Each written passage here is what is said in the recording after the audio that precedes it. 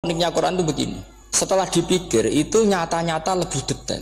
Misalnya begini, ketika Allah mencontohkan ba'udah itu nyamuk, itu orang-orang kafir itu bilang gini, ya Muhammad, Tuhan Anda kehilangan stok ilmiah sehingga contoh itu enggak yang dahsyat tapi sekedar nyamuk. Wong nyamuk kok digawe contoh. Mbok ya contoh itu dinosaurus, tak jerapah, tak apalah yang keren itu. Mosok contoh apa? Nah, terus Allah menjelaskan innallaha la yastahi ayyadriba apa? Masalamma. Contoh apa saja? Apa saja itu ditafsiri ba'udotan fama faqoha, entah itu nyamuk fama faqoha atau yang di atasnya nyamuk, maksudnya di atasnya itu filkillah atau fisihor atau yang di atas nyamuk yang lebih kecil ketimbang. Sekarang saya contohkan kata Rasulullah, contoh yang kecil saja, nggak usah bikin nyawa, nggak usah, itu terlalu mustahil. Seorang pemahat patung, kamu pesen, Pak, aku gak eno patung gajah, mesti muni sanggup. Pak, gak eno patung gajah, ukurannya ya semestinya gajah, oke. Tapi Pak, aku gak eno patung nyamuk, ukurannya ya sak nyamuk. Kira-kira sanggup apa enggak?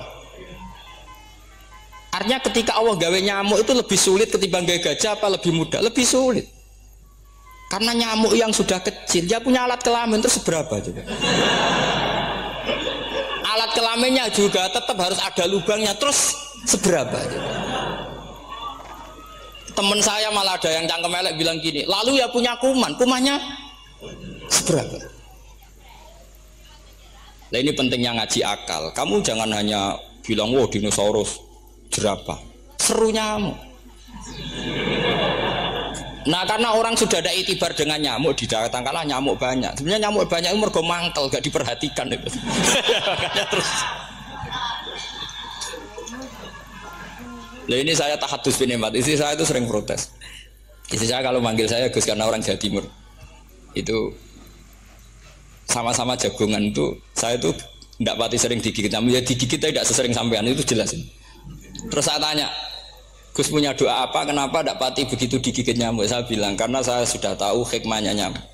Jadi harusnya dia sudah tidak nyerang saya, kata saya gitu. Makanya ini ijazah, agak mandi salah sampean gitu. Karena tadi logika yang terbangun gitu. Kalau Allah bikin gajah, melubangi belalai gajah itu masih masuk akal. Bahkan saat kita bikin patung masih bisa.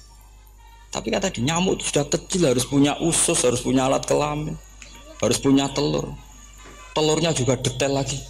Ini disebut innallaha la yastahi ayyadriba mathalam ba'udah. Sehingga ba'udah di mata ahli tafsir, di mata ulama ini contoh yang luar biasa. Tapi di mata orang-orang yang nggak seneng mikir, kok terima nyamuk itu. Makanya saya minta kangkang di sini bisa makan itu harus syukur. Makan itu luar biasa. Saya itu sering nyontohkan di Jogja. Saya punya teman sakit. Kalau nggak ada obat dari Belanda itu mati. Kalau ini nggak dapat obat bagus dari Belanda atau dari Jerman itu meninggal.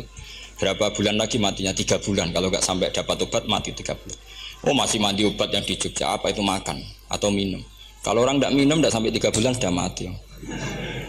Boy orang itu mikir seperti itu. Tapi kita ini kalau obat dari Jerman, dari Belanda itu hebat. Kalau enggak kita mati sebulan lagi, 3 bulan lagi. Allah bikin obat pada kita tiap hari, yaitu kita bisa makan, bisa minum. Itu kalau sekali nggak makan 5 hari bisa mati sama. Tapi kita kan ngakan tuh hal yang biasa, nak duit iso utang terus yang kebiasa. Ini kalau ulama masalah besar. Punya otak seburuk itu tuh masalah besar bagi ulama. Sehingga Allah tidak malu ketika ngendikan kulu wasrobu, tidak malu karena makan ini urgen, sangat penting. Dan Allah tidak malu meskipun Quran itu temanya kelas tinggi, biasa Allah mengatakan jong kowe iku kulu min thayyibati ma razaqnakum, kamu makanlah. Karena minum obat itu kebutuhan kita ketika sakit.